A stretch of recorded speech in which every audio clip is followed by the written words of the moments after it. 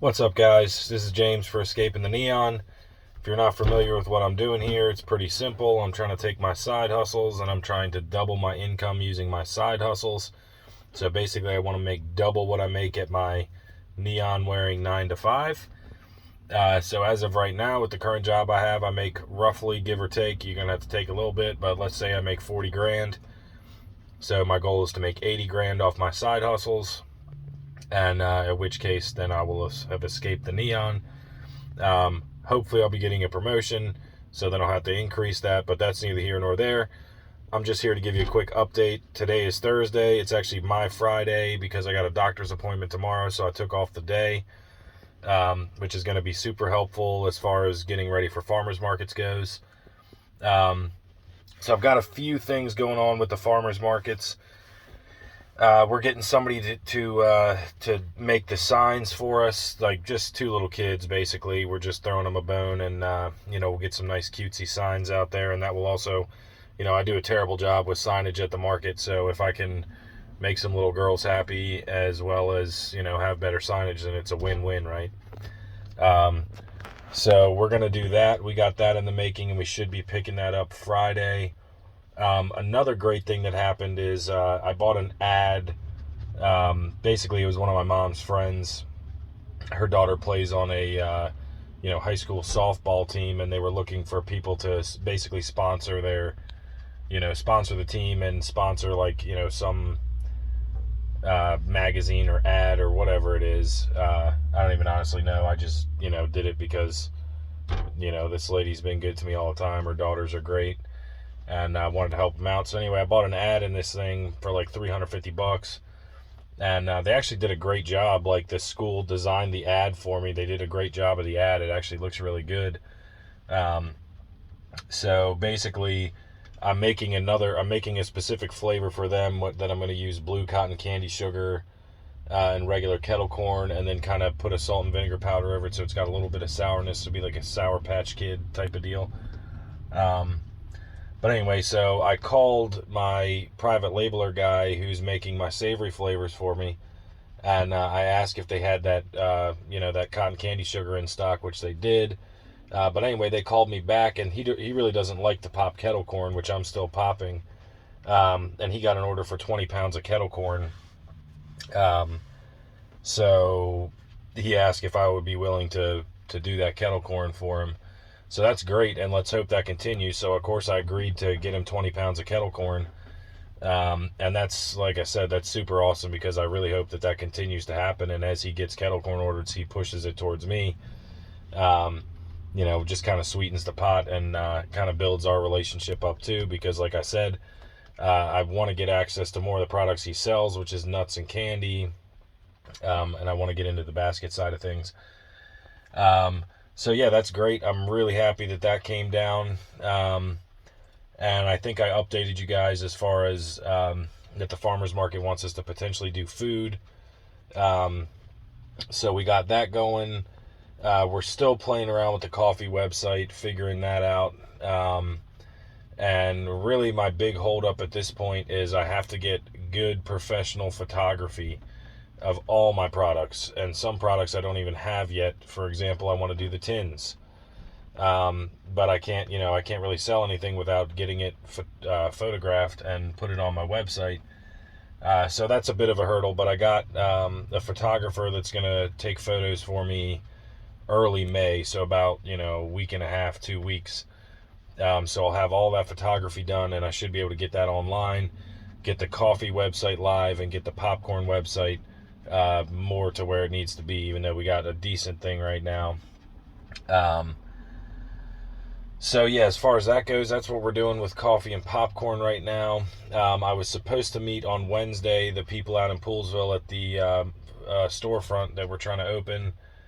That didn't work out. The girl that I'm working with on that storefront, she couldn't end up meeting Wednesday, so tomorrow we're going to meet there, and we're going to hopefully sign that lease. Now, it's only going to be a 1-month lease. I know I've been through this, talking about it on the channel here, but it's going to be a 1-month lease. I'm skeptical about it, but I know I need the experience of owning a storefront. And if I'm being wholeheartedly honest, Like I said, I'm skeptical. That's the bottom line.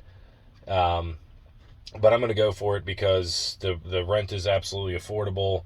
I'll get a ton of experience and knowledge out of this that is just going to be invaluable as I move down the road. Um, so yeah, we got a bunch of awesome stuff going on. Super exciting. I got my application in for that promotion yesterday. It took me forever, but I think I got a really good product, a really good application. I got some letters of recommendation that I think will go far. So I got my fingers crossed big time on that application. Um, and yeah, we're going to hope that plays out for the best. But anyway, I hope you all have a great day. I'm going to try and come back with an update tomorrow while I'm actually popping, because I think it'll be cool to kind of see that process.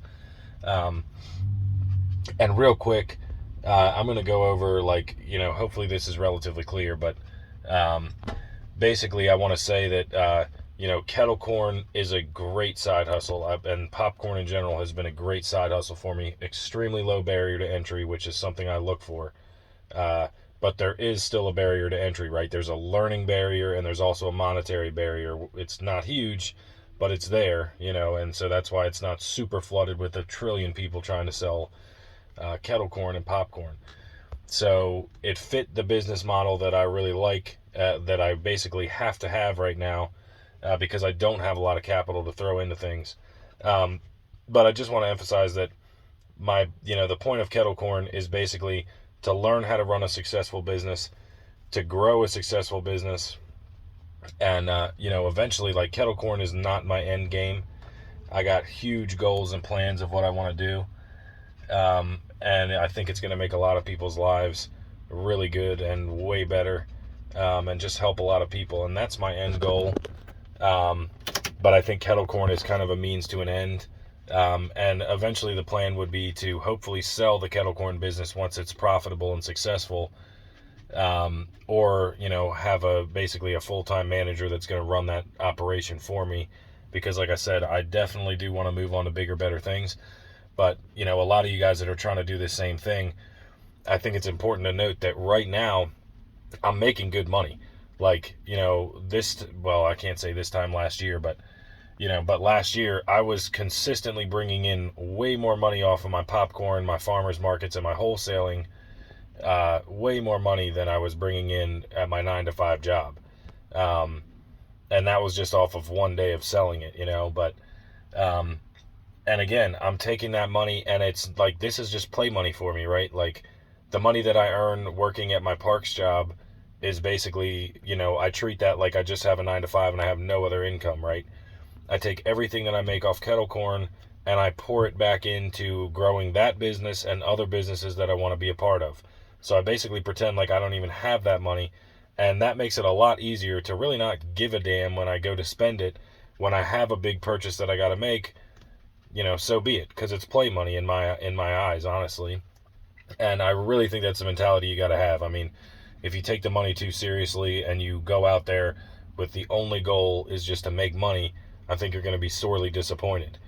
But I have a ton of fun out there selling popcorn. I love meeting people. I love networking. I love the atmosphere, and I just love having my own thing. So I guess I'm blessed in the fact that, well, of course I'm blessed, but I'm super happy in the fact that, I do enjoy what I'm doing currently. And, I wouldn't say, I can't say I would do it for free, but I almost would.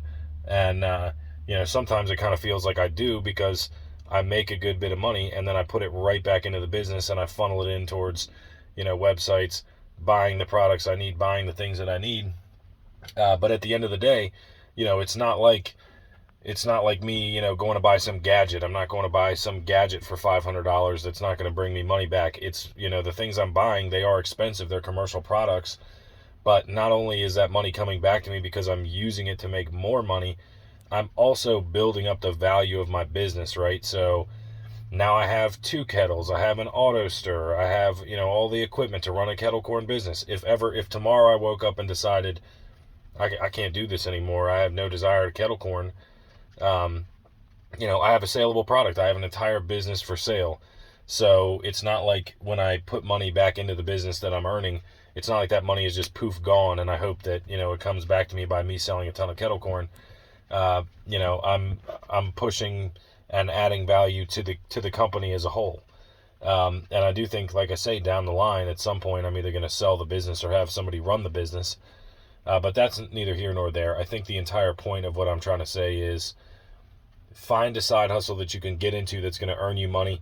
It may not be your slam dunk, your home run, your end all be all success formula, but it could certainly be a huge stepping stone to get you not only that knowledge and experience that you need of running a business, but also could give you the startup capital, because I've bootstrapped everything I've done, and I plan on continuing to bootstrap, as I grow these businesses and grow into other businesses.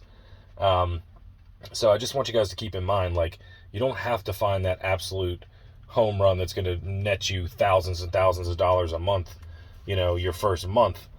Find something that works, that is reliably profitable, and then grow that. And then you can use that as kind of your seed money to grow from where you're at. So if you're trying to do the same thing as me, you're trying to take your side hustles or find a side hustle and replace your 9 to 5, I do think that's key. Find something that you can get into, that you can make money, and use that as your startup capital. And again, I think I have a great mentality, not to toot my own horn, but I think you got to kind of think of it as monopoly money, right? This isn't money that, you didn't put your 9 to 5 hours in. You were your own boss when you're doing it. You're working for yourself. Give it back to yourself. Give it back to your business. Let those dollars be basically like, let's say, soldiers in your army of dollars. Let them go out and work for you. Let them go out and fight for you. Reinvest it in yourself. And I think you'll get to a great place, which is where, I'm starting to find myself at. So yeah, just keep that in mind. I hope you all have a great rest of the day. I know I'm going to have a great rest of the day here. I'm just going to be learning. I'm going to be mowing. We got a somewhat nice day, a little bit drizzly. Nice warm temperature, though. And yeah, we're just going to have a great day out here. I hope you all do the same. And again, I'm going to try and come back with an update. I'll show you guys kind of the process of how I pop. And I'll, come back to you at the farmer's market, show you what we got going on. But lots of awesome stuff. So I hope you all are doing the same. And anyway, have a great day. Thanks.